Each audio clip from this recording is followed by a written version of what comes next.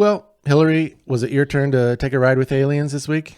Oh, no. If I was going to make up a story about how I got here, it would definitely include dolphins. Yeah. Oh, it probably would. Well, we actually have a lot to talk about this week. Should we just get to it? Let's do this.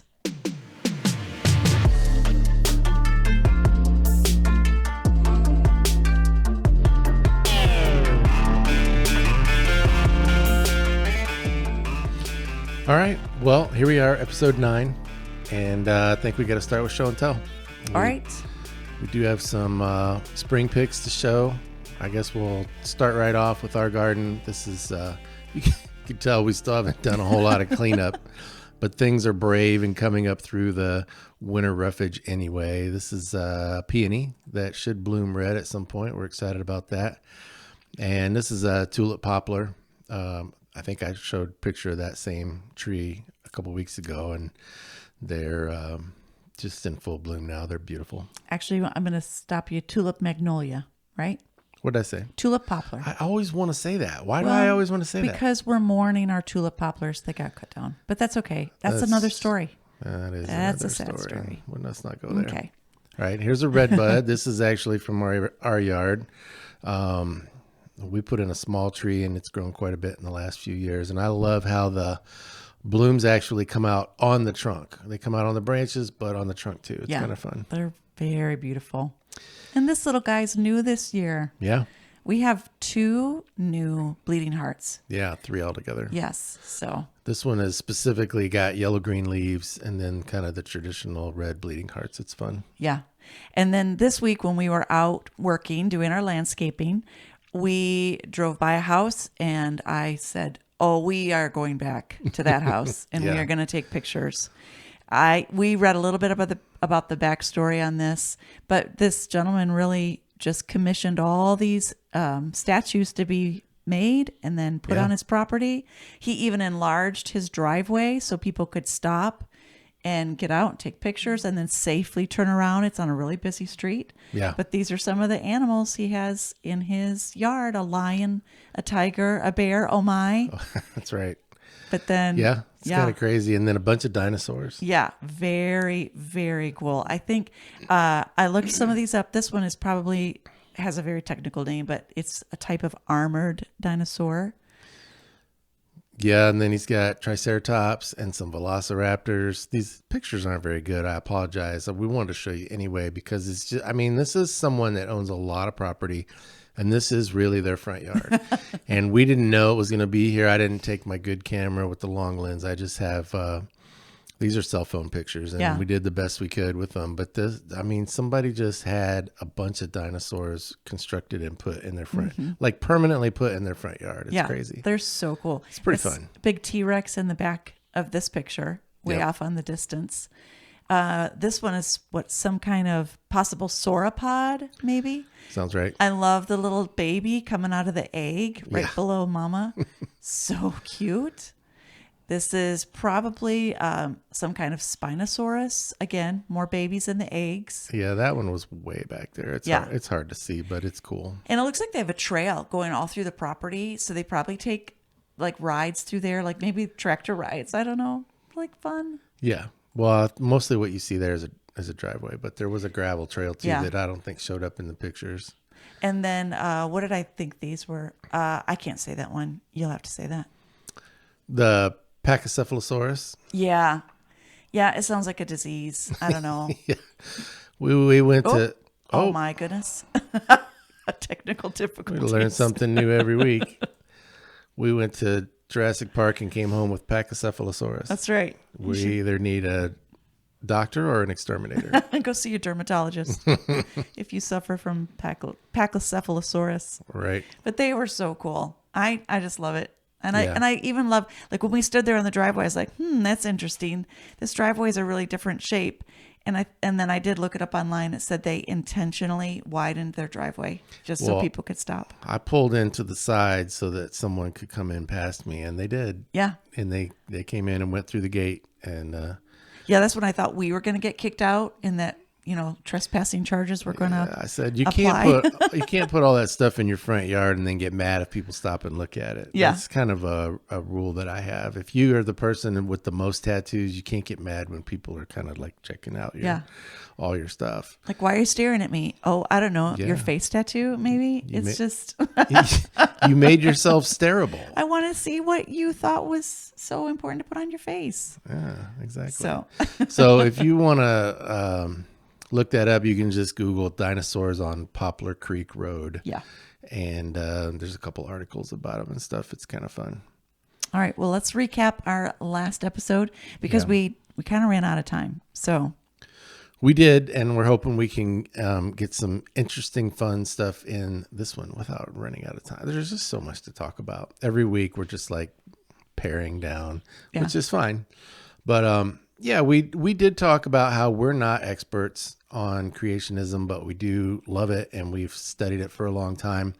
There's no absolute proof of how we humans got on this planet or how the planet came to be at all. There are different theories, and even if you think your theory is 100% correct, no one can prove it absolutely because we don't have video evidence.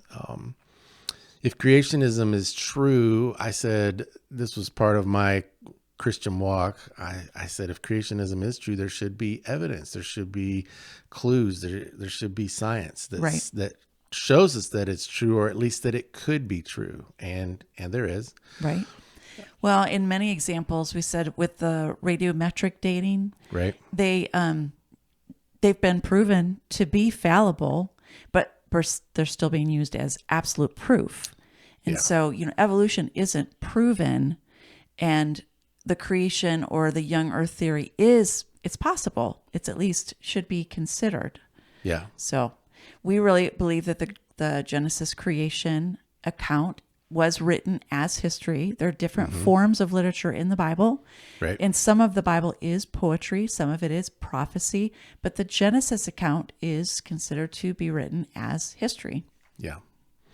Yeah, and it seems pretty obvious when you really look at it. The specific words that are used, the word yom, which means day, and the qualifiers that are put with it, it just feels like it's pretty undeniable that God was trying to tell us, I did this in 6 24-hour periods. Mm-hmm. That's really, really what it's saying. And I didn't say this last episode. I'll go a little bit further, maybe bristle some people. That'll be fun. But I think this is true. If you are a Christian and you think it took millions of years for the earth to come about, you're basically calling God a liar. Because the Bible itself tells us that Scripture is God breathed, and He inspired men to write down His words. So Moses wrote Genesis, and Moses wrote down what God told him to write, and God told Moses to write down that the earth was created in 6 24-hour periods. If you look at all the evidence, and you look at all the qualifiers, and you look at all of the way the Hebrew language is constructed and the way that all those clues add up, God's telling us He made the world in 6 24-hour days. And He could have said it differently. He could have. It wouldn't have been that hard. He could have told Moses to write down and say, a long, long, long time ago, longer than you could even imagine, everything started out from a single piece of material. It grew and it grew, and it changed and it changed. And time passed and passed, and organisms changed. Yeah. It just wouldn't have been, it's hard for me, but I'm not God. But you know what I'm saying? Like he could have written the story differently, but He didn't. Yeah. If that's what He did, that's what He would have said. Yeah. I mean, if you really think about it, if you want to believe there is a God who does not lie, then believe the story that He told us. We also looked at Mount St. Helens. There are several examples of things that have been observed scientifically since Mount St. Helens erupted in 1980 that have given us clues as to some other phenomena on the Earth. There are a lot of correlations between Mount St. Helens and the Grand Canyon.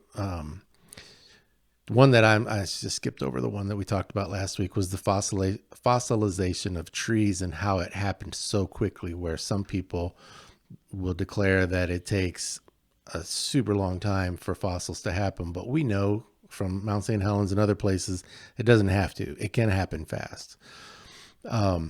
Something that we didn't mention from Mount St. Helens last episode was one of my favorite examples.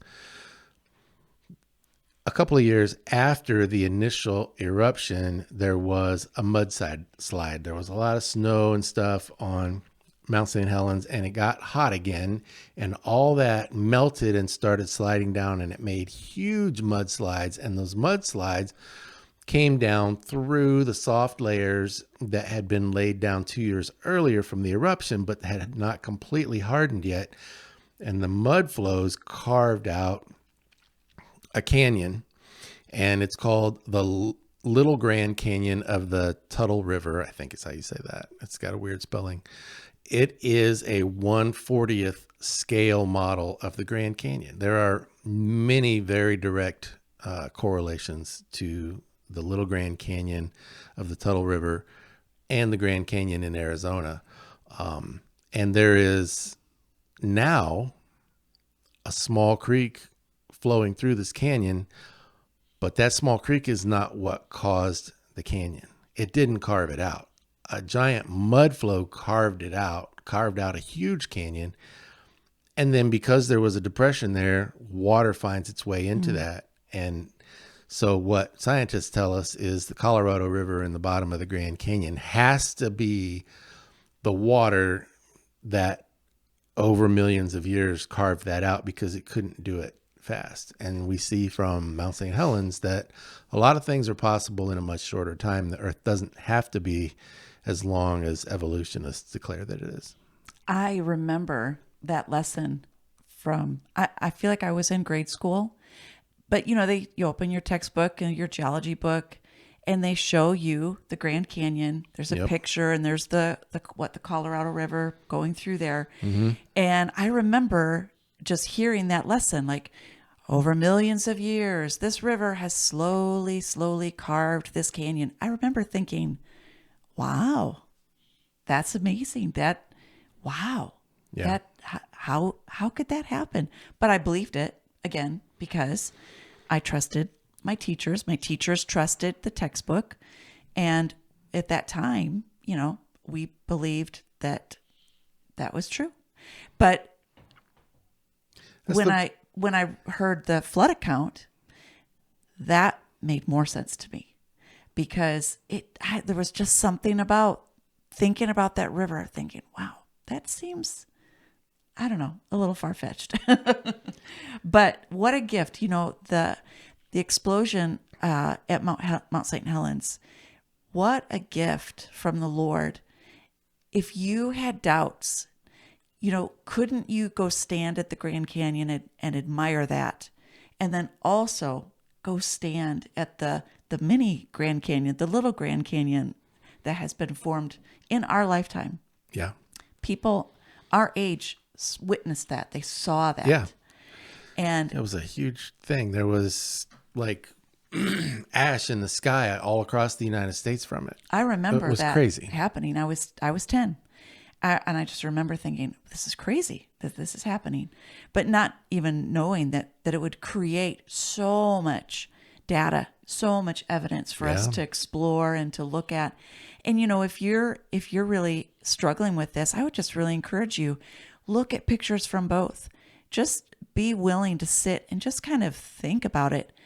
If it's possible, since we know with our firsthand eyewitness account that the Little Grand Canyon was formed in such a short time, isn't it possible that we could take by faith what God says in the Genesis account to think, wow, he said there was a worldwide flood. Is it possible that created the large Grand Canyon? So I just think it's worth encouraging and saying, I recommend you check it out. Yeah. Think about it for a little bit and just consider the evidence. Right. Well, let's look at a couple other things that science has learned that tell us that a young Earth could be possible. One of the things that evolutionists often point to that say the universe has to be really, really, really old is that we have now amazing telescopes that can see stars that are just incredibly far away. And because we feel like we know the speed of light is 186,000 miles per second, and they feel like they can use their instruments and math to determine how far away these stars are, they're saying it would literally take millions of years for the light from those distant stars to get here to the point where we could actually even see the light. That does seem like a problem. And if that's true, then how could everything not be super duper old? Mm-hmm. Well, experiments have been conducted that have shown that the speed of light is not necessarily constant, and that the speed of light in some experiments have proven that at some point in the past, light could have moved up to 10,000 times faster than it moves right now. I mean, just think of that. 10,000 times faster. So these stars that are super far away, the light maybe did get here within the last 6,000 years. I like another explanation, to be really honest with you. My favorite explanation is that if you look at the Earth and the solar system, the planets that we have nearby, our sun, the other stars, the other solar systems, galaxies, the things that we can see in a telescope. And if you could believe that there's one God who made all these things, plus zebras and giraffes and rhinos and elephants and lions and tigers and bears, and dinosaurs and cockroaches that can live for 10 days without their head. I think I said that the last time. You that did. Just always fascinates me. Yeah, that's stuck in your brain. I hate cockroaches. I know. If you cut off their head, they should die. But for some reason, God wanted to show his power in that. And it is amazing. So it kind of stuck with me. But if he could create all of that, then who's to say that he can't put stars way, way, way, way, way out there, further than we can even really imagine, and then make the light show up on Earth on day one? Yeah. Now that's an argument of faith, right? Not science. But when you have an almighty, all-powerful God, right, that's a possibility because he can do all things. That's right. That's right. And that's my argument as a person of faith. But Dr. Grady McMurtry is where I got this information from. And he's telling us that there have been scientific experiments that prove that light can move much, much, much, much faster. And that there is actually science to back that up. And so that's a scientific argument that it could be possible that stars are that far away, but that the light has gotten here faster than what we observe it moving right now. So it's possible. Mm-hmm.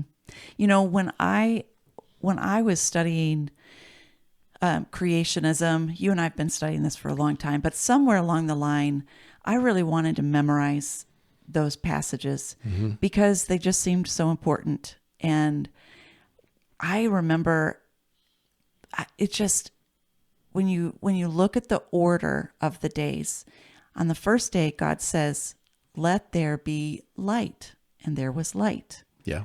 But there was no sunshine, and there was crazy. no stars. I mean, I really feel like that takes there should be a little moment of silence for that. Just what did that look like to just say, "Let there be light," but there's not light as we know it. There was no sunshine, there was no stars, there was no moon. So for day one, that's all the light they had, that spoken light. Day two, there's no sunshine, no stars. Day three, nope, not getting to it yet. It wasn't until day four. And God said, "Let there be two great lights, the greater light to govern the day and the lesser light to govern the night." He also made the stars, in his spare time. It's just one little sentence. He also made the stars. But some Christians I've heard like to use like they'll say, oh, well, the Big Bang Theory, that was just how God did it. He spoke, let there be light, and then the universe was there. Well, I don't think so, because he did say, let there be light, but he did not create the sun, the moon, the stars until day 4. And Yeah. so that's, I don't like to try to combine. I don't like to try to throw man's theories into the Bible. Let's let the Bible speak. Right. And then if science lines up with God, that's exciting. That's cool. Yeah. And if it doesn't, we're not there yet. That's okay. We'll get there. Yeah. Well, I mean, maybe we'll figure it out. Maybe it'll be a mystery. But Well, some things about God are a mystery. Yeah. And I think if God is so powerful that he can do all these things and do all the things that the Bible says that he can do, if that's all true, then I don't think we're supposed to understand all of it. I don't think we're supposed to even be able to prove all of it. I think it's a cool pursuit to try to prove as much as we can, or at least to do good observational science with good experiments and to see where that takes us and what we discover and what we learn. But we're never going to be like God, and we're never going to understand everything God understands. What kind of a God would he be if we ever could attain the knowledge that he has and truly be like him? As Yeah. Satan said to Eve in the garden, that's not ever going to happen.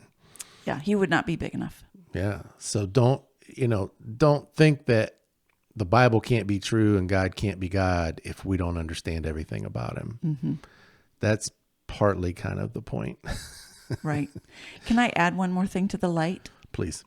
I also love Revelation, and I always found it super interesting that at the end of the book, so we've got, at the end of the Bible, at the last book, at the last, not quite the last chapter, chapter 21, Revelation 21:23 says of the New Jerusalem, it says, the city does not need the sun or the moon to shine on it, for the glory of God gives it light, and the Lamb is its lamp.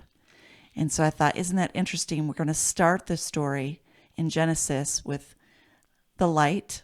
Yeah. There's no sunshine, no moon. And we're going to end this story with a city that does not need the sun or the moon. The glory of God gives it light. I just love that full circle. So Yeah. that also is a mystery to me, but I believe it. That's cool. Well, let's look at another piece of evidence. This is from an article on the answersingenesis.org website. That's another one of our favorite resources for creationism. There's an article there entitled Evidence for a Young Earth and Creation. And in that are like the top 10 proofs or evidences to support a young earth theory. And what I did was I just captured like 3 paragraphs. I hate to just straight read during the podcast, but this I need to read because I can't memorize all the stuff, even to hit it with short little points on my notes. But it deals with helium and radioactive rocks, and I just find it fascinating. Every time there's something that seems to really support the young earth view, and when it, really, it just gets me excited. And we talked in the last episode about radiometric dating and how that is really flawed. There are many times where rocks of a known age have been tested and found to be millions of years old. And so if you can't trust it for the short times that you know, how can you trust it for the longer times that you don't know? So here's another approach to this, and I'm going to go ahead and read these 3 paragraphs. During the radioactive decay of uranium and thorium contained in rocks, lots of helium is produced. Because helium is the second lightest element and a noble gas, meaning it does not combine with other atoms, it readily leaks out and eventually escapes into the atmosphere. Helium diffuses so rapidly that all the helium should have leaked out in less than 100,000 years. So it says helium diffuses rapidly. So they're comparing it to millions and billions of years. 100,000 years would be obviously short or rapid. I like this. Helium diffuses so rapidly it should have all been gone in less than 100,000 years. That's not rapid, but it is in comparison. So back to the article. So why are these rocks still full of helium atoms? While drilling deep Precambrian or pre-flood granite rocks in New Mexico, geologists extracted samples of zirconium silicate crystals from different depths. The crystals contain not only uranium, but also large amounts of helium. The hotter the rocks, the faster the helium should escape. So researchers were surprised to find that the deepest and therefore hottest zircons at 387 degrees Fahrenheit, thank you very much, contained far more helium than expected. Up to 58% of the helium that the uranium could have ever generated was still present in the crystals. The helium leakage rate has been determined in several experiments, and all measurements are in agreement. Helium diffuses so rapidly that all the helium... You're doing great. Technical reading. It just makes my tongue want to tie up in a knot all by itself. Helium diffuses so rapidly that all the helium in these zircon crystals should have leaked out in less than 100,000 years. The fact that so much helium is still there means they cannot be 1.5 billion years old, as uranium-lead dating suggests. Indeed, using the measured rate of helium diffusion, these pre-flood rocks have an average diffusion age of, drumroll please, only 6,000 years, plus or minus 2,000. Well, what did we say in the last episode? The genealogy from the Bible tells us that the earth is probably around 6,000 years old. And here... I mean, like, okay, I don't know who's watching this, but if you're us, we're never going to measure the rate of how fast helium comes out of rocks in the Precambrian layers of the earth. But that's science. I mean, people who know about these things are digging in and running experiments and checking it out. And what does it time out to be? About the age of the earth that God says the earth is. Thank you very much. Plus or minus 2,000 years. Even if it's 8,000 years old, how far away is that from 1.5 billion? Yeah. It's encouraging. It is. Yeah, I don't need that to believe the Bible, but I believe the Bible. And when I read things like that, it just gives me a little bit of joy. It's like, oh, Yeah. That's so exciting. Again. It's like a mic drop. Yeah. All right. Something else that we've really loved for a long time. When did we go see this author? That was probably 2002, maybe. It was well over 20 years ago. Yeah. Yeah. So when we still lived in Michigan, there was, I don't remember where the seminar was, but we bought this book. The author is Jack Cuozzo, and his book is Buried Alive. Mm-hmm. And he was a doctor of dental surgery from the University of Pennsylvania who wanted to do experiments. He wanted to take x-rays of the Neanderthal skulls from the Neanderthal region in France. So Neanderthal man is supposedly one of those transitional or missing link pieces of evidence. You know, when people talk about finding fossils, the one thing they have never, ever, ever found is a fossil in transition, right, from one form to the next. Not only have they never found one that was half ape, half man to show a transition from, because we hadn't even talked about this up until now, the belief that part of the evolutionary process is that animals at some point had to become humans and that we come from apes. And so not only have they never found a transitional fossil or any kind of remains to show halfway between ape and man, but they've never found transitional fossils of any animal becoming another animal. Yeah. I just heard recently that they're really pushing this whole birds used to be dinosaurs. Right. And there are no impressions of birds that were half, dinosaurs that had feathers, or birds that looked like dinosaurs other than pterodactyl, but they don't have feathers. So, anyway, I kind of jumped in on your thing, but Well, there are no. no transitional things, but that's theoretically what Neanderthal man was Yeah. promoted to have been. Yeah, because of the large brow, they thought, oh, okay, all right, this looks like an ape. This could be a transitional fossil. And from his work, Dr. Cuozzo hypothesized that certain parts of the skull never stop growing.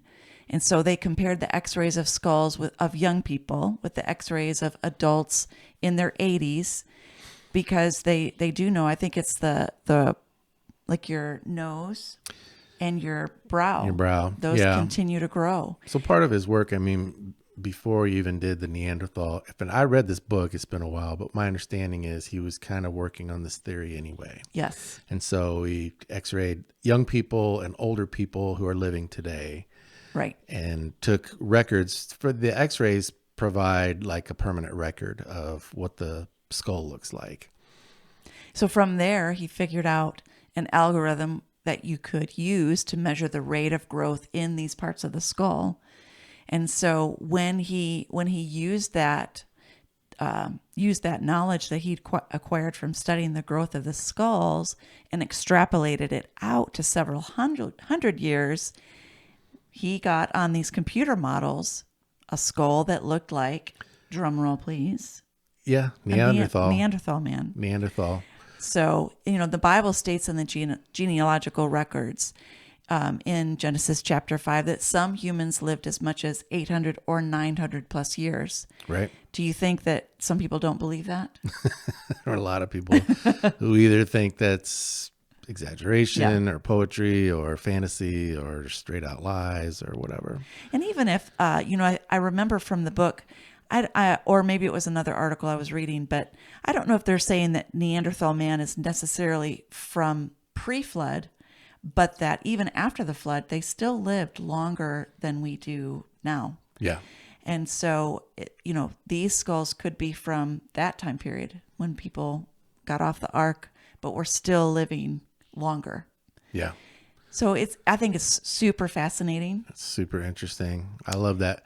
The first part of that book, we'll put a link to the book in our description of this episode. So if you want to go back and look at that, you can find out how you can order it. The first part of the book reads like a novel. I mean, when he started making these discoveries and people started realizing why he was actually there in the Neanderthal region of France doing this work, they tried to steal his research. They tried to kill him. I mean, it's crazy. And then the last part is very much like a scientific textbook, which was a little hard to trudge through for me, but I did, because I just wanted to see the full thing of what he was saying. But yeah, so what that does, it does several things. It knocks out one more supposed piece of evidence for Darwinian evolution. All of the supposed transitionary pieces that are supposed to show proof of ape to man have been debunked at some point or another. And Dr. Cuozzo helped to do this for Neanderthal man, which I thought was cool because I've never believed evolution. It's also more evidence for the truth of the Bible that there really could have been people that lived several hundred years, because he kind of has a scientific, it's a theory really, but he's shown with evidence of tracking what the human skull does over the growth of ages, that if you extrapolate that out, they look like these Neanderthal skulls. And as a result of the first two, if you have a column of evolutionary information that supposedly helps to prove evolution and a column that supposedly helps to prove creationism, it takes a tally mark off of evolution and puts it on creationism, in my opinion. And I just really love that. And even though these skulls of humans are old, it's kind of interesting.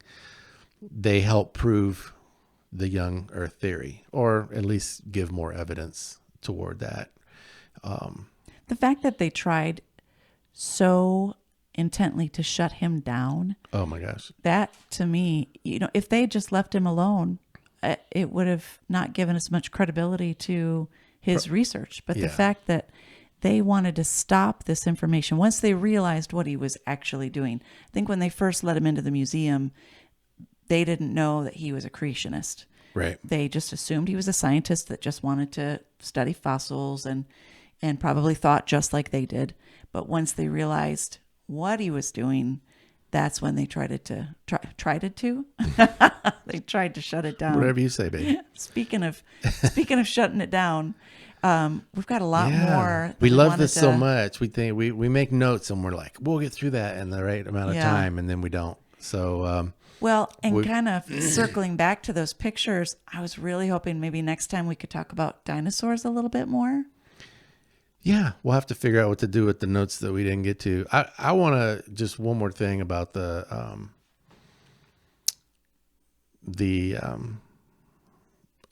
people that lived hundreds of years. Part of the understanding with that is, as believers in the Bible, we believe that Adam and Eve were created to be pretty perfect and had an incredible amount of DNA in them for all the different ethnicities and skin tones that we have today. It's a whole nother discussion. But those early humans did live a long time. And eventually God said, I'm getting kind of tired of you guys. We're going to tone this down a little bit. I don't have chapter and verse for that, but that's a thing. I don't think that's what he said. He said he was going to limit the age of humans. No, that was that he said, I'm going to limit their time. And they were, that was the time until the flood came. That was the number of days. Yeah. We need a little more research on this. We're not exactly on the same page with that one. Let's see if God said he's knocking us out in 120 years. But if God created humans to have the ability to live a long time, and then slowly they live shorter and shorter and shorter, then why is that? Because our DNA is weakening. Yes. And we're more susceptible to cancer and things like that. And that makes sense from a biblical perspective. But what the evolutionists are saying is we started with the Big Bang and single cell organisms and then fish. And at some point, a fish figured out how to crawl out on the land. And then we had lizards. And eventually we became humans, and we're getting better and better and better and better and better. We're so much better than the humans of several thousand years ago. But hello, we're not, because we're not even living a fraction of the time that they used to live. And so that's part of what all of this information from Dr. Cuozzo shows, that it is possible that the Bible is true and that humans did used to live hundreds of years. We used to be better. And the Bible and sin and all we don't have time to get into all of it. I brought up a thing I didn't have time to explain. That'll have to be after the dinosaurs. But hopefully you at least caught most of where I was going with that. But well, basically we started out perfect genetically, and we are breaking down generation by generation. More mutations are showing up in our DNA. We are not evolving genetically and getting better and better genetically. Right. We are breaking down generation by generation. So it's an opposite theory. We started perfect and we're breaking down, but evolution says that we should be getting better and better every generation, and that is not what's happening. We're not. And now that we can study DNA, we know that. That's why we make a good team. All right. Well, thank you for joining us. Obviously, we really get into this and we're having a lot of fun with it. And if Hillary has her way, we'll be talking dinosaurs next time. But either way, we hope you'll join us. For now. Oh, we want to mention that there are links. Oh, there are going to be links in the description of this episode so that you can